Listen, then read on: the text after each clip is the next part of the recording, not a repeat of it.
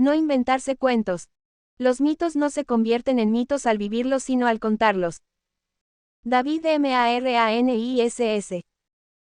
A partir de 1979, y en solo 3 años, el entrenador de fútbol y director técnico Bill Walsh logró que los San Francisco 49ers pasaran de ser el peor equipo de fútbol americano de los Estados Unidos, y tal vez el peor equipo deportivo profesional, a ganar el Super Bowl. Mientras levantaba el trofeo Lombardi sobre su cabeza, habría sido muy tentador que Walsh se dijera que esa veloz transformación había sido planeada desde el comienzo. Décadas después, mientras reunía sus memorias, habría sido muy tentador creerse esa historia. Es una historia muy atractiva, pensar que su llegada al equipo, el vuelco que le dio y la transformación posterior habían sido cuidadosamente planificadas. Que todo había ocurrido exactamente como él quería, gracias a que era tan bueno y talentoso. Nadie lo habría culpado por decir algo así. Sin embargo, Walsh se negó a cultivar esas fantasías, tanto al comienzo como al final de su carrera, cuando relató sus logros. ¿Sabe cuál era su respuesta cuando la gente le preguntaba si tenía un cronograma para ganar el Super Bowl? La respuesta siempre era no. Porque cuando uno se hace cargo de un equipo tan malo, esas ambiciones habrían sido totalmente absurdas. El año antes de su llegada, los San Francisco 49ers habían logrado ganar 2 partidos pero habían perdido 14. La organización estaba desmoralizada, en la quiebra, sin posibles candidatos a jugadores y totalmente entregada a una cultura de la derrota. En la primera temporada con Walsh, volvieron a perder otros 14 partidos. Walsh casi renuncia a mediados del segundo año, porque no estaba seguro de lograr algo más. Sin embargo, 24 meses después de hacerse cargo del equipo, y poco más de un año después del momento en que casi renuncia, ahí estaba el genio, el campeón del Super Bowl. ¿Cómo sucedió esto? ¿Cómo es posible que esto no fuera parte de un plan? La respuesta es que cuando Bill Walsh se hizo cargo del equipo, no estaba obsesionado en ganar per se, sino en implementar lo que llamó estándares de desempeño. Es decir, lo que se debía hacer. ¿Cuándo? ¿Cómo? Desde el nivel más básico y a través de toda la organización, Walsh solo tenía un programa y tenía que ver con inculcar esos estándares. Walsh se concentró en detalles aparentemente triviales, los jugadores no se podían sentar en el campo de práctica. Los entrenadores debían usar corbata y meterse la camisa entre el pantalón. Todo el mundo tenía que esforzarse y comprometerse al máximo. El espíritu deportivo era esencial. Los vestidores debían permanecer limpios y ordenados. No se podía fumar, las peleas estaban prohibidas y tampoco podían usar lenguaje vulgar. A los mariscales de campo les decía dónde y cómo agarrar el balón. Los defensas debían practicar 30 movidas críticas. Los pases eran monitoreados y medidos milimétricamente. Los entrenamientos comenzaban puntualmente.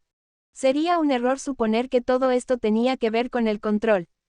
Los estándares de desempeño tenían que ver con inculcar en el equipo prácticas de excelencia. Estos estándares precisos y al parecer sencillos importaban más que tener una visión grandiosa o hacer una demostración de autoridad. En opinión de Walsh, si los jugadores podían cumplir con los detalles, los resultados mejorarían por sí solos. Y así llegarían los triunfos. Walsh tenía la suficiente confianza como para saber que estos estándares terminarían por contribuir a la victoria.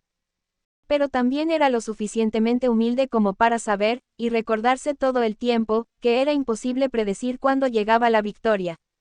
Ustedes podrán decir, entonces, que a Walsh le llegó más rápido que a cualquier otro entrenador en la historia. Bien, eso fue totalmente fortuito. No fue resultado de su visión grandiosa. De hecho, en la segunda temporada de Walsh uno de los técnicos se quejó ante el dueño del equipo porque Walsh parecía demasiado preocupado por las minucias y entre sus metas no estaba ganar. Walsh despidió al técnico por chismoso. Deseamos creer que aquellos que tienen grandes imperios se proponen construirlos. ¿Por qué? Para poder entregarnos también nosotros a la placentera planeación del nuestro. Para poder recibir el crédito por las cosas buenas que suceden y las riquezas y el respeto que nos atribuyen.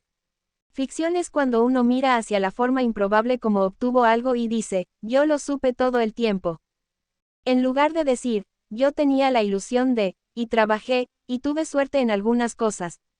O, incluso, si pensé que esto podría pasar. Es evidente que usted no lo supo todo el tiempo. O, si lo supo, se trataba más de una esperanza que de un conocimiento. Pero ¿quién quiere acordarse de todas las veces que dudó de sí mismo? Crear una historia acerca de hechos pasados es un impulso muy humano. También es peligroso y engañoso. Escribir nuestras propias historias lleva a la arrogancia. Convierte nuestra vida en un relato, lo cual nos convierte, a la vez, en caricaturas, mientras que todavía la estamos viviendo.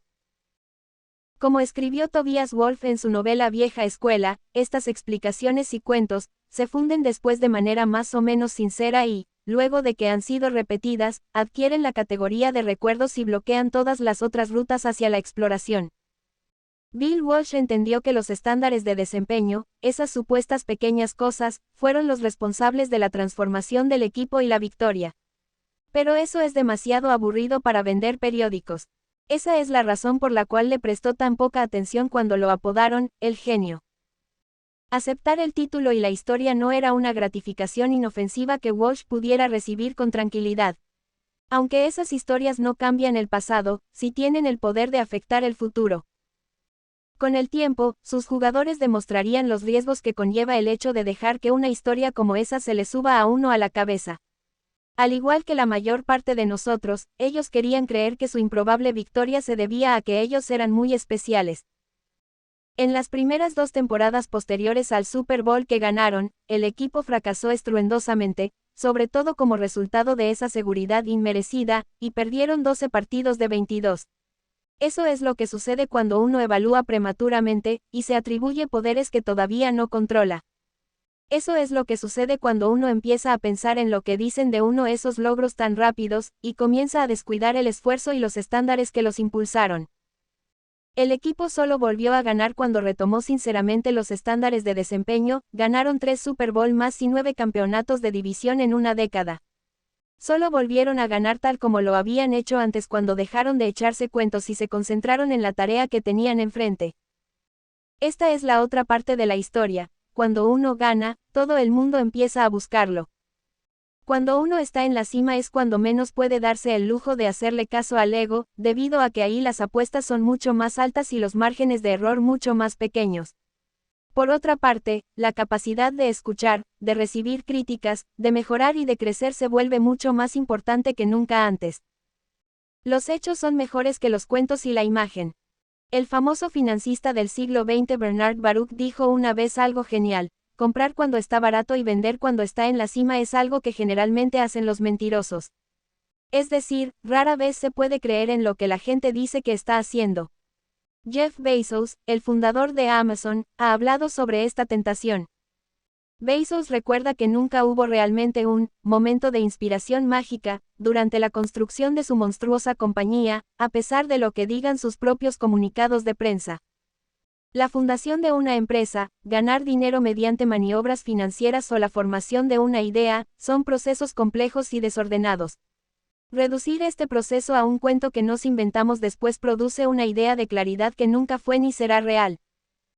Cuando tenemos la aspiración de hacer algo debemos resistir el impulso de suponer cómo es el camino hacia el éxito con base en nuestra comprensión de las historias de otras personas.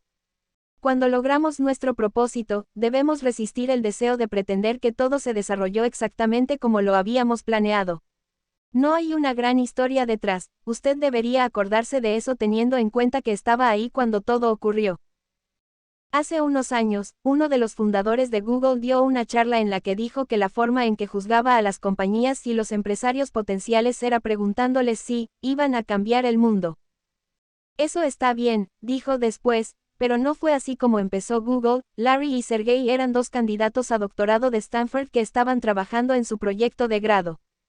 Tampoco fue como empezó YouTube, sus fundadores no estaban tratando de transformar la televisión, estaban tratando de compartir videos divertidos.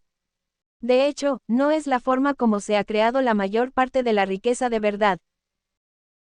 El inversionista Paul Graham, quien fundó Airbnb, Reddit, Dropbox y otras compañías y trabaja en la misma ciudad que Walsh, pero unas décadas después, alerta explícitamente a los empresarios novatos contra los peligros de tener visiones demasiado audaces y arrasadoras desde el comienzo. Desde luego, siendo un capitalista, él quiere fundar compañías que transformen masivamente las industrias y cambien el mundo, ahí es donde está el dinero. Quiere que los jóvenes empresarios tengan ideas, aterradoramente ambiciosas, pero explica que, la forma de hacer cosas realmente grandes parece ser comenzar con cosas engañosamente pequeñas. Dice que no hay que hacer un ataque frontal dirigido por el ego.